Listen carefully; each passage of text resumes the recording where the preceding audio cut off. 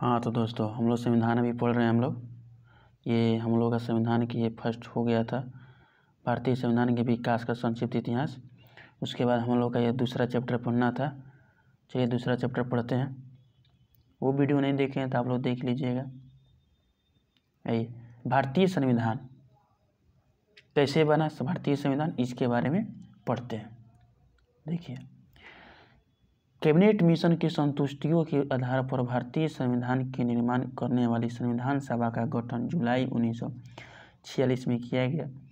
Cabinet mission के सदस्य sir Stafford Cripps, lord Patrick Lawrence और ए.बी. अलेक्जेंडर थे इसके सदस्य। जो स्टैफोर्ड क्रिप्स नहीं, जो लॉरेंस जो थे इसके अध्यक्ष। आप याद कीजिएगा, एग्जाम में आता है, क्वेश्चन बहुत सारा पूछता है कि कैबिनेट मिशन के अध्यक्ष कौन थे, तो पैट्रिक लॉरेंस। भारत के संविधान सभा की रचना हेतु संविधान सभा का विचार सर्वप्रथम स्वराज पार्टी ने 1924 ईस्वी में दिया था।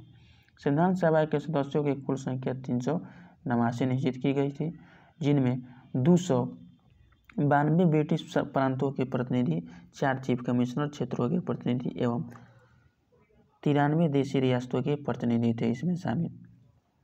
आगे देखिए, मिशन योजना के अनुसार जुलाई 1946 में संविधान सभा का चुनाव हुआ। कुल 389 सदस्यों में से प्रांतों के लिए निर्धारित 296 सदस्यों के लिए चुनाव हुआ, जिनमें ब्रिटिश प्रांतों की विधानसभाओं का ब्रिटिश सभाओं के चुनाव हुआ, इसमें जो कांग्रेस है उसको 208 वोट, मुस्लिम को 73 एवं 15 अन्य दलों को स्वतंत्र मिला। जो अन्य दल थे या स्वतंत्र थे उनको 15 मिला। 9 दिसंबर 1946 को संविधान सभा की प्रथम बैठक नई दिल्ली स्थित काउंसिल चैम्बर के पुस्तकालय भवन में हुई। सभा के सबसे बुजुर्ग सदस्य डॉक्टर सच्चिदानंद सिन्हा को सभा का अस्थायी अध्यक्ष चुना गया। मुस्लिम लीग ने इस बैठक का बहिष्कार किया और पाकिस्तान के लिए बिल्कुल अलग संविधान सभा की मांग करना प्रारंभ कर दिया। हैदराबाद एक ऐसी रियासत थी जिसके प्रतिनिधि संविधान सभा में सम्मिलित ही नहीं हुए थे, ठीक है ना। प्रांतों या देशी रियासतों को उनकी जनसंख्या के अनुपात में संविधान सभा में प्रतिनिधित्व दिया गया था। साधारणतः 10 लाख की आबादी पर एक का स्थान आवंटन किया गया था। देखिए आगे क्या बोल रहे हैं। प्रांतों का प्रतिनिधित्व मुख्यतः 3 प्रमुख समुदायों का जनसंख्या के आधार पर विभाजन किया गया था। ये समुदाय थे मुस्लिम, सिख, साधारण। संचालन समिति के जो संविधान सभा के प्रमुख समितियां, उनके अध्यक्ष कौन कौन थे इसको देखते हैं। संचालन समिति के अध्यक्ष कौन थे, राजेंद्र प्रसाद। संघीय संविधान समिति पंडित जवाहरलाल नेहरू। प्रांतीय संविधान समिति के पंडित नहीं है, पंडित जी का नाम क्यों आ रहा है मेरे मुंह से। प्रांतीय संविधान समिति के सरदार वल्लभ भाई पटेल। प्रारूप समिति के भीमराव अम्बेडकर। संघ शक्ति समिति के पंडित जवाहरलाल नेहरू। मौलिक अधिकार एवं अल्पसंख्यक संबंधी परामर्श कौन थे, तो सरदार वल्लभ भाई पटेल थे। राष्ट्र ध्वज या तदर समिति के राजेंद्र प्रसाद थे। मौलिक अधिकारों एवं अल्पसंख्यक संबंधी परामर्श समिति के 2 उपसमितियां थी। मौलिक अधिकार उपसमिति में जी.बी. कृपलानी थे और अल्पसंख्यक उपसमिति के एन.सी. मुखर्जी थे। संविधान सभा में ब्रिटिश प्रांतों के 296 प्रतिनिधियों का विभाजन सांप्रदायिक आधार पर किया गया। 213 सामान्य के लिए, 79 मुसलमान तथा 4 सिखों के लिए। संविधान सभा के सदस्यों में अनुसूचित जनजाति के सदस्यों की संख्या 33 थी। संविधान सभा में महिला सदस्यों की संख्या 15 थी। कितनी थी? 15 थी। आगे देखिए, महिला सदस्यों की कितनी थी? 15 थी। आपसे पूछ देगा कि अनुसूचित जनजाति की सदस्य कितनी थी, तो 33 थी। 11 दिसंबर 1946 को डॉक्टर राजेंद्र प्रसाद संविधान सभा के अस्थायी अध्यक्ष निर्वाचित हुए। संविधान सभा की कार्यवाही 13 दिसंबर 1946 को जवाहरलाल नेहरू के द्वारा पेश किए हुए उद्देश्य प्रस्ताव के साथ प्रारंभ हुई। 22 जनवरी 1947 को उद्देश्य प्रस्ताव स्वीकृति के बाद संविधान सभा ने संविधान निर्माण हेतु अनेक समितियां की नियुक्ति की। इनमें प्रमुख समितियां थी वार्ता समिति, संघ संविधान समिति, प्रांतीय संविधान समिति, संघ शक्ति समिति, प्रारूप समिति। BN राव द्वारा तैयार किए गए संविधान के प्रारूप पर विचार विमर्श करने के लिए संविधान सभा द्वारा 29 अगस्त 1947 ईस्वी को एक संकल्प पारित करके प्रारूप समिति का गठन किया गया तथा इसके अध्यक्ष के रूप में डॉक्टर भीमराव अम्बेडकर को चुना गया। प्रारूप समिति के सदस्यों की संख्या 7 थी, जो इस प्रकार हैं। भीमराव अम्बेडकर अध्यक्ष थे, N. गोपालस्वामी अयंगर, लादी कृष्ण स्वामी अय्यर, कन्हैया लाल मणिक लाल मुंशी, जिसको बोलते हैं KM मुंशी। आप लोग जानते होंगे, KM मुंशी का नाम सुने होंगे, तो इन्हीं का नाम क्या है, KM Munshi, Kanhaiya Maneklal Munshi. Syed Mohammad Sadulla, N. Madhavrao, BN मित्र के स्थान पर आए थे। और टीपी खेतान जब इनकी मृत्यु हो गई 1948 में, इनकी मृत्यु के बाद TT कृष्णमाचारी को सदस्य बनाया गया, ठीक है ना, DP खेतान के जगह पर। संविधान सभा में अंबेडकर का पहली बार निर्वाचन बंगाल से तथा जब देश का बंटवारा हो गया तो उनके बाद निर्वाचन उनका बॉम्बे से हुआ। 3 जून 1947 ईस्वी के योजना के अनुसार देश का बंटवारा हो जाने पर भारतीय संविधान सभा के कुल सदस्य संख्या 324 नियत की गई। उसमें 235 सदस्य प्रांतों के लिए और 89 सदस्य देशी रियासतों के लिए हुए। ये देखिए क्या दिया हुआ है, ये दिया हुआ है कि कैबिनेट मिशन 1945 के प्रस्ताव पर गठित अंतरिम मंत्रिमंडल 2 सितंबर 1946 को मंत्री जवाहरलाल नेहरू जो थे कार्यकारी परिषद के उपाध्यक्ष, विदेश मंत्री तथा राष्ट्रमंडल के उपाध्यक्ष थे। वल्लभ भाई पटेल क्या थे, गृह सूचना एवं प्रसारण मंत्री थे। बलदेव सिंह क्या थे, रक्षा मंत्री थे। उद्योग एवं आपूर्ति मंत्री कौन थे, जॉन मथाई। शिक्षा मंत्री कौन थे, राजगोपालाचारी। कार्य खनन एवं बंदरगाह मंत्री CH भाभा थे। खाद्य एवं कृषि मंत्री राजेंद्र प्रसाद थे। रेलवे मिनिस्टर आशफ अली थे। श्रम मंत्री जगजीवन राम थे। और क्या थे, मंत्रिमंडल में शामिल हुए मुस्लिम लीग के सदस्य कौन कौन थे। 26 अक्टूबर, कब, 26 अक्टूबर 1946 ईस्वी को लियाकत अली वित्त मंत्री बने। I. चुंदरीकर जो थे वाणिज्य मंत्री बने। अब्दुल रब नस्तर संचार मंत्री बने। जोगेंद्र नाथ मंडल विधि मंत्री बने। ये लोग मुस्लिम लीग के सदस्य थे, ये 5 आदमी।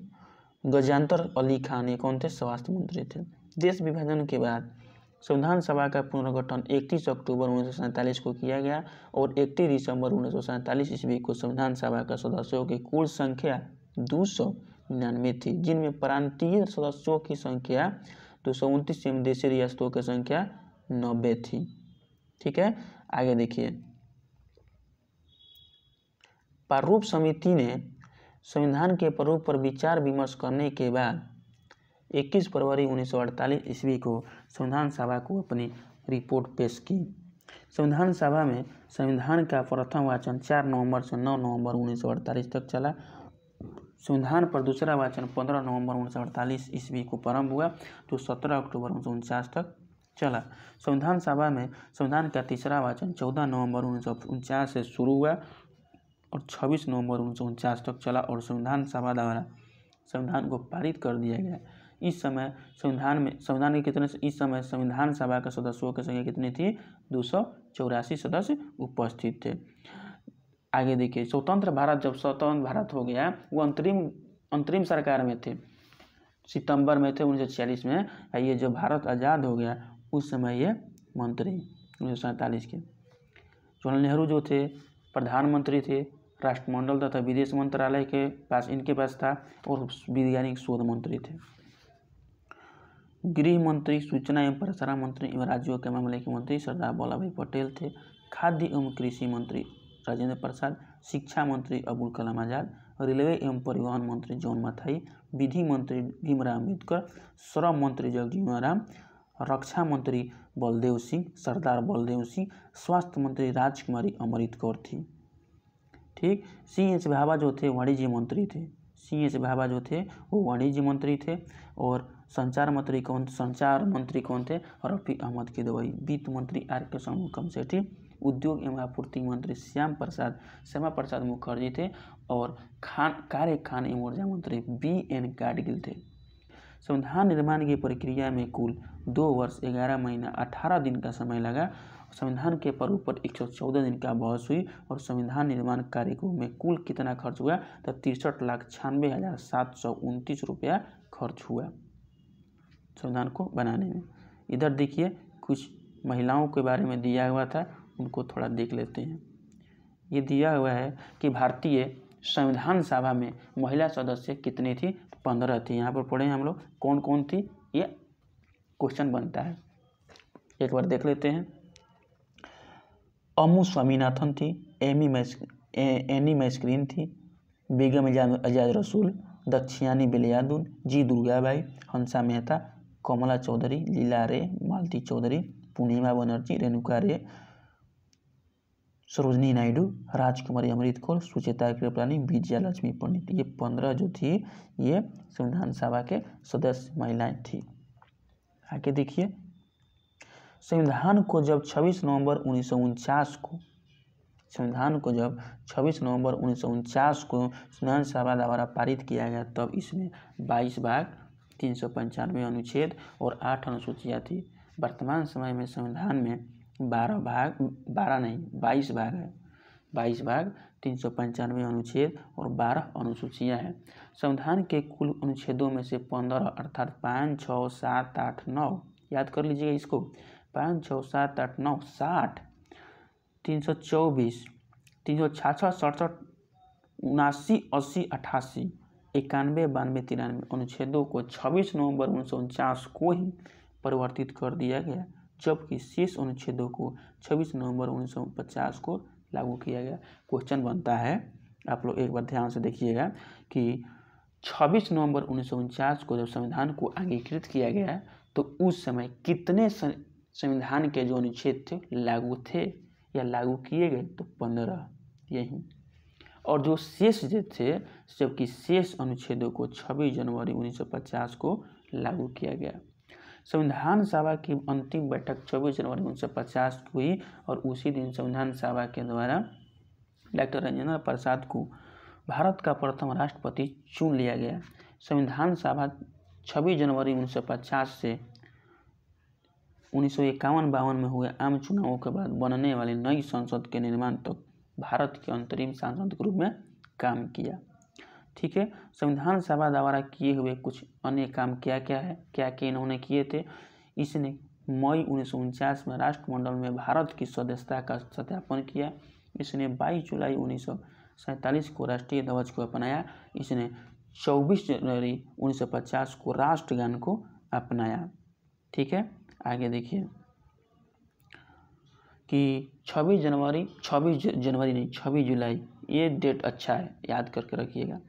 26 जुलाई 1947 को गवर्नर जनरल ने पाकिस्तान के लिए पृथक संविधान सभा की स्थापना की घोषणा कर दी। क्योंकि इन लोगों को परेशान करके रख दिए थे, कहीं दंगा, कहीं फसाद, कहीं क्या कर रहे थे ये मुस्लिम लीग वाले। ठीक है ना, इसलिए जो गवर्नर जनरल थे वो भी सोच नहीं रहे थे कि भारत का बंटवारा करें। वो लोग भी जो कैबिनेट मिशन आया था वो लोग भी सोच रहे थे जैसा भारत चाह रहा है, इंडिया के लोग चाह रहे उसे करें, लेकिन ये लोग तो पहले से ही बीज बो रखा था अंग्रेजों ने, तो क्या अब होगा। इसलिए 26 जुलाई 1947 को गवर्नर जनरल ने पाकिस्तान के लिए प्रत्येक संविधान सभा की स्थापना की घोषणा कर दी। आगे देखिए, भारतीय संविधान की उद्देशिका अथवा प्रस्तावना के बारे में हम लोग अभी पढ़ेंगे। ठीक, देखिए, नेहरू द्वारा प्रस्तुत उद्देश्य संकल्प में जो आदर्श प्रस्तुत किया गया उन्हीं ही संविधान की उद्देशिका में शामिल कर लिया गया। संविधान के 42वें संशोधन 1976 द्वारा यथा संशोधित यह उद्देशिका निम्न प्रकार है। हम भारत के लोग भारत को एक संपूर्ण प्रभुता संपन्न समाजवादी पंचनिरपेक्ष लोकतंत्रात्मक गणराज्य बनाने के लिए, यह आता है क्वेश्चन दोस्तों, प्रभुता संपन्न, ये सीरीज वाइज आता है कैसे लिखा जाता है।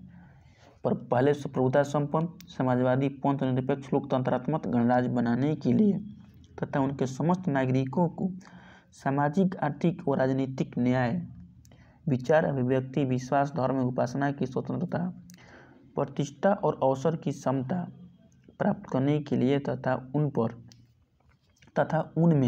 उन सब में व्यक्ति की गरिमा और राष्ट्र की एकता और अखंडता सुनिश्चित करने वाली बद्धता को बढ़ाने के लिए दृढ़ संकल्प होकर अपनी इस संविधान सभा में आज तारीख कौन सा, 26 नवंबर 1949 मिति मार्गशीर्ष शुक्ल सप्तमी संवत 2006 विक्रमी, उस समय विक्रमी चल रहा था। आप लोगों को तो मालूम ही होगा कि भारत सरकार ने 1957 ईस्वी में जो शक संवत है उसको अपनाया, भारत का राष्ट्रीय कैलेंडर घोषित किया।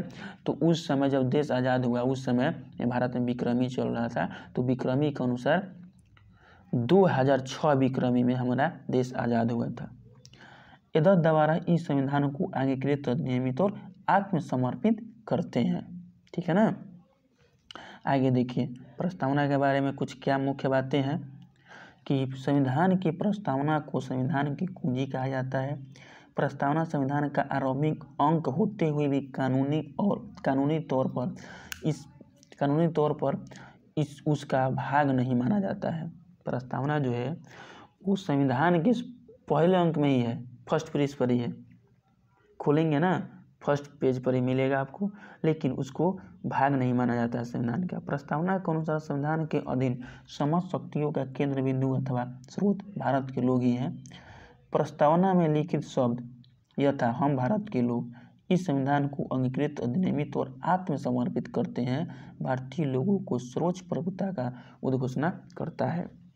प्रस्तावना को न्यायालय में परिवर्तित नहीं किया जा सकता। यथा यह निर्णय यूनियन ऑफ इंडिया बनाम मदन गोपाल 1957 के निर्णय में घोषित किया गया। यानी यदि सरकार या कोई नागरिक प्रस्तावना की अवहेलना करता है तो उसकी रक्षा के लिए हम अदालत में नहीं जा सकते। इसमें कहा गया था ये तो इंडियन बनाम मदन गोपाल 1957 में कहा गया था।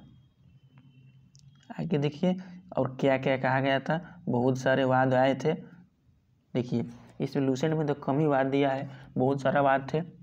पिरवाड़ी यूनियनवाद 1960 में सर्वोच्च न्यायालय ने निर्णय लिया कि क्या निर्णय दिया कि जहां संविधान की भाषा संदिग्ध हो वहां प्रस्तावना विधि के निर्वाचन में सहायता करती है। बेरुबाड़ीवाद में ही सर्वोच्च न्यायालय ने प्रस्तावना को संविधान का अंग नहीं माना, इसलिए विधायिका जो है प्रस्तावना में संशोधन नहीं कर सकती है। परंतु सर्वोच्च न्यायालय के केशवानंद भारती बनाम केरल राज्यवाद 1973 में कहा कि प्रस्तावना संविधान का अंग है, इसलिए विधायिका जो है संसद में संशोधन कर सकती है। किसमें? केशवानंद भारती में। देखिए मान लिया केशवानंद भारती बनाम केरल राज्यवाद में जो 1973 में हुआ था, इसमें सर्वोच्च न्यायालय ने मान लिया कि हाँ प्रस्तावना जो है संविधान का अंग है और इसी कारण इसमें संशोधन कर सकती है। केंद्र सरकार बाद में ही सर्वोच्च न्यायालय ने क्या पढ़ दिया, देखिए आपसे केशवानंद भारतीवाद में ही सर्वोच्च न्यायालय ने मूल ढांचा का सिद्धांत दिया, थ्योरी ऑफ बेसिक स्ट्रक्चर, तथा प्रस्तावना को संविधान का मूल ढांचा माना। संसद संविधान के मूल ढांचा में नकारात्मक संशोधन कर सकती है। स्पष्ट संसद वैसा संशोधन कर सकती है जिससे मूल ढांचा का विस्तार व मजबूतीकरण होता हो, कमजोर नहीं कर सकता, केवल मजबूतीकरण ही कर सकता है। आगे देखिए 42वें संविधान संशोधन अधिनियम 1976 के द्वारा इसमें से समाजवादी, पंथ निरपेक्ष और राष्ट्र की अखंडता सबको जोड़ा गया। 42वां संविधान संशोधन 1976 में प्रस्तावना में समाजवादी, पंथ निरपेक्ष और राष्ट्र की अखंडता सब जोड़ा गया।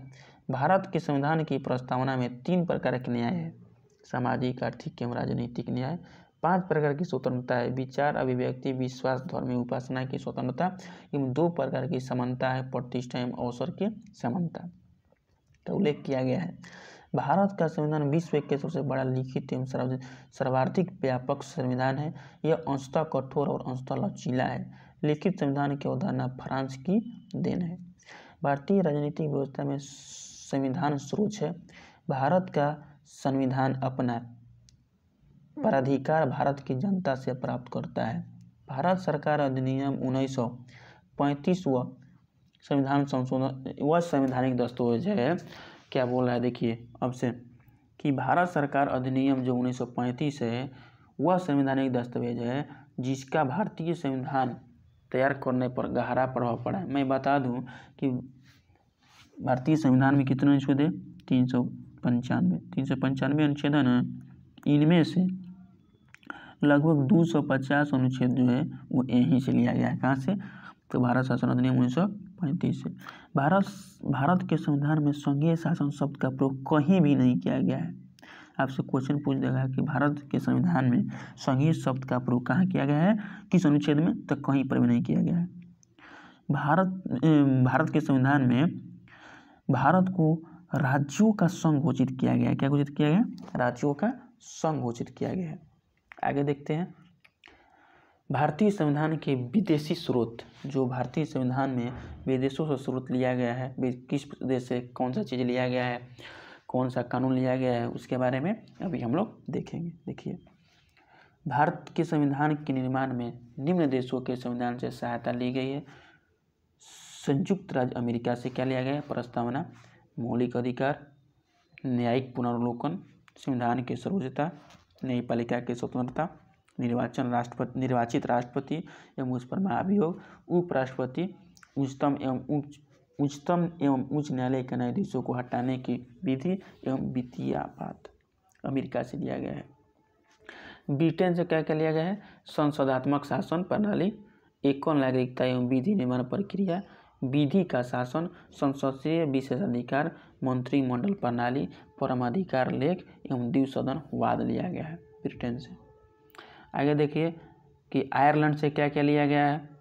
आयरलैंड से आपको लिया गया है नीति निर्देश सिद्धांत, राष्ट्रपति के निर्वाचक मंडल की व्यवस्था, राष्ट्रपति द्वारा राज्यसभा में साहित्य, कला, विज्ञान व समाज सेवा इत्यादि के क्षेत्र में ख्याति प्राप्त व्यक्तियों का मनोनयन जो होता है वहीं आयरलैंड से लिया गया है। ऑस्ट्रेलिया से प्रस्तावना की भाषा, समवर्ती सूची का प्रावधान, केंद्र एवं राज्यों के बीच संबंध तथा शक्तियों का विभाजन, संसद के दोनों सदनों की संयुक्त बैठक और व्यापार, वाणिज्य और समागम की स्वतंत्रता। जर्मनी से क्या क्या लिया गया है? आपातकाल के प्रवर्तन के दौरान जो राष्ट्रपति को मौलिक अधिकार संबंधी शक्तियां हैं, मौलिक अधिकार हटा सकते हैं, उसी को जर्मनी से लिया गया है। आगे देखिए ये जो इसी क्वेश्चन बनता है, ये सबको आपको याद करना पड़ेगा अच्छा से, ठीक है। कनाडा से क्या लिया गया है? देखिए संघात्मक विशेषताएं, अपशिष्ट शक्तियां केंद्र के पास, अपशिष्ट शक्तियां किसके पास? केंद्र के पास। राज्यपाल की नियुक्ति विषयक प्रक्रिया, संघ एवं राज्य के बीच शक्ति विभाजन एवं सर्वोच्च न्यायालय के परामर्शी न्यायालय के निर्णय के बारे में कनाडा से लिया गया है। आगे देखते हैं दक्षिण अफ्रीका से क्या लिया गया है? दक्षिण अफ्रीका से आपको लिया गया है संविधान संशोधन की प्रक्रिया का प्रावधान, राज्यसभा के सदस्यों का निर्वाचन, रूस से मौलिक कर्तव्यों का प्रावधान, जापान से विधि द्वारा स्थापित प्रक्रिया। देखिए जापान एक है ब्रिटेन, एक ब्रिटेन है, ब्रिटेन इसको हटा दीजिए। ब्रिटेन जो है यहाँ से लिया गया विधि का शासन ब्रिटेन से लिया गया है। अब वहीं कहा जाएगा विधि का द्वारा स्थापित प्रक्रिया तो जापान से। फ्रांस से गणतंत्रात्मक और प्रस्तावना में गणतंत्रात्मक कहाँ से लिया गया है? तो लिया गया है फ्रांस से, और इसके साथ ही प्रस्तावना में जो स्वतंत्रता, समानता और बंधुत्व का आदर्श लिया गया है वो फ्रांस से लिया गया है। भारतीय संविधान के अनेक देशी और विदेशी स्रोत थे, लेकिन भारतीय संविधान पर सबसे अधिक प्रभाव भारत शासन अधिनियम 1935 का है। भारतीय संविधान के 395 अनुच्छेदों में से लगभग 250 अनुच्छेद जो हैं वो 335 के अधिनियम से या तो सबता ले लिए गए हैं या फिर उनमें थोड़ा परिवर्तन करके ले लिया गया है।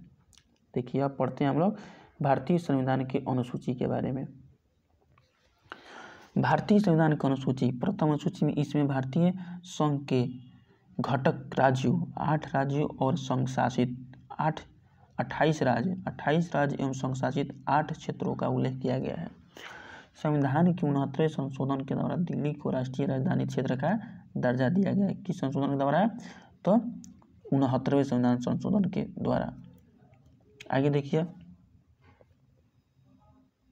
थोड़ा जूम कर देते हैं। देखिए, द्वितीय अनुसूची, इसमें भारतीय राज्य व्यवस्था के विभिन्न पदाधिकारियों, राष्ट्रपति, राज्यपाल, लोकसभा के अध्यक्ष और उपाध्यक्ष, राज्यसभा के सभापति एवं उपसभापति, विधानसभा के अध्यक्ष, उपाध्यक्ष, विधान परिषद के सभापति, उपसभापति, उच्चतम न्यायालय और उच्च न्यायालय के न्यायाधीशों और भारत के नियंत्रक महालेखा परीक्षक आदि को प्राप्त होने वाले वेतन जो है इसी से, वेतन एवं पेंशन आदि इसी से उल्लेखित है। आप ध्यान इसमें दीजिएगा कि इसमें उपराष्ट्रपति जो हैं, उपराष्ट्रपति का नाम कहीं भी नहीं है। देखिए, इसमें उपराष्ट्रपति का, इसलिए इसमें उपराष्ट्रपति आ जाएगा ऑप्शन में, तो द्वितीय अनुसूची में उनका नाम नहीं है। ठीक, आगे देखिए, तृतीय अनुसूची, इनमें विभिन्न पदाधिकारियों, मंत्री, उच्चतम एवं उच्च न्यायालय के न्यायाधीशों द्वारा पद ग्रहण के समय ली जाने वाली शपथ का वर्णन है। चौथी अनुसूची, इसमें विभिन्न राज्यों तथा संघीय क्षेत्रों की राज्यसभा में प्रतिनिधित्व का विवरण दिया गया है। पांचवी अनुसूची, इसमें विभिन्न अनुसूचित क्षेत्रों और अनुसूचित जनजाति क्षेत्रों के प्रशासन और नियंत्रण के बारे में उल्लेख किया गया है पांचवी अनुसूची में। छठी अनुसूची, इसमें असम, मेघालय, मिजोरम, त्रिपुरा राज्यों के जनजातीय क्षेत्रों के प्रशासन के बारे में कहा गया है। असम, मेघालय, मिजोरम, त्रिपुरा के बारे में। सातवीं अनुसूची, इसमें केंद्र एवं राज्यों के बीच शक्तियों के बंटवारे के बारे में दिया गया है तथा इसी अनुसूची में सरकारों द्वारा शुल्क एवं कर लगाने के अधिकारों का उल्लेख है। इसके अंतर्गत 3 सूचियां हैं, संघ सूची, राज्य सूची एवं समवर्ती सूची। इन सूचियों के बारे में पढ़ लेते हैं। संघ सूची, इस सूची में दिए गए विषय पर केंद्र सरकार कानून बनाती है।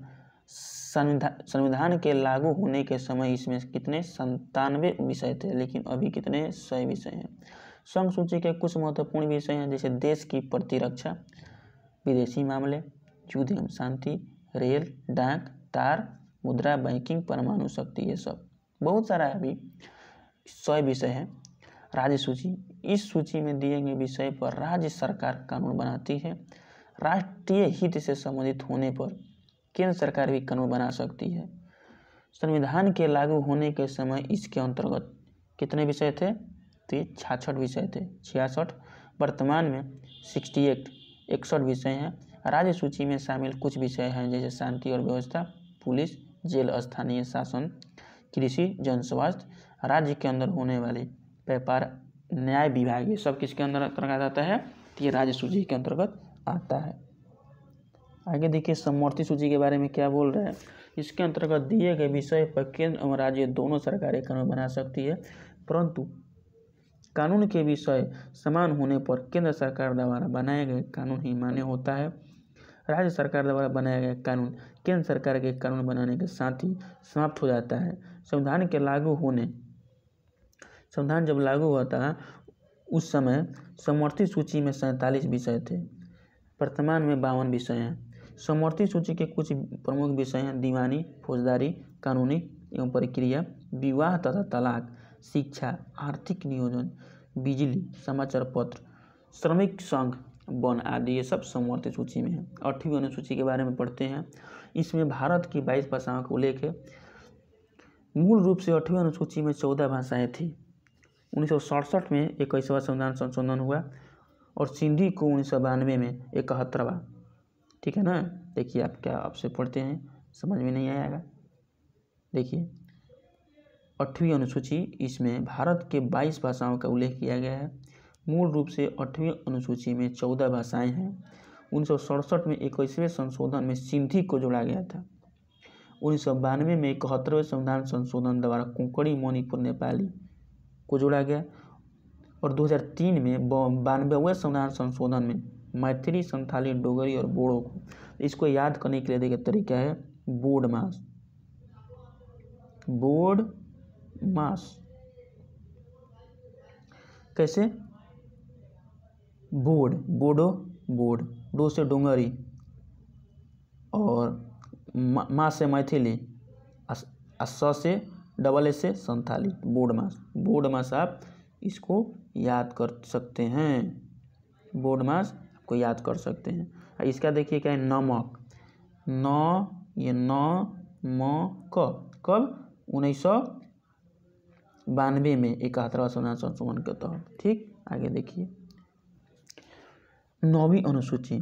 संविधान में यह अनुसूची प्रथम संविधान संशोधन अधिनियम 1951 के द्वारा जोड़ी गई। इसके अंतर्गत राज्य द्वारा संपत्ति के अधिग्रहण के विधियों का उल्लेख किया गया। इस अनुसूची में सम्मिलित विषय को न्यायालय में चुनौती नहीं दी जा सकती है।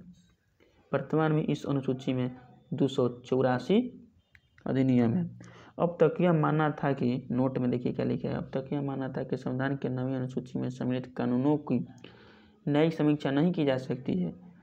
11 जनवरी 2007 को संविधान पीठ के एक निर्णय द्वारा यह स्थापित किया गया कि 9वीं अनुसूची में सम्मिलित किसी भी कानून को इस आधार पर चुनौती दी जा सकती है कि वह मौलिक अधिकारों का उल्लंघन करता है। यदि मौलिक अधिकार का उल्लंघन करता है तो उसको चुनौती दी जा सकती है तथा उच्चतम न्यायालय इन कानूनों को समीक्षा कर सकता है।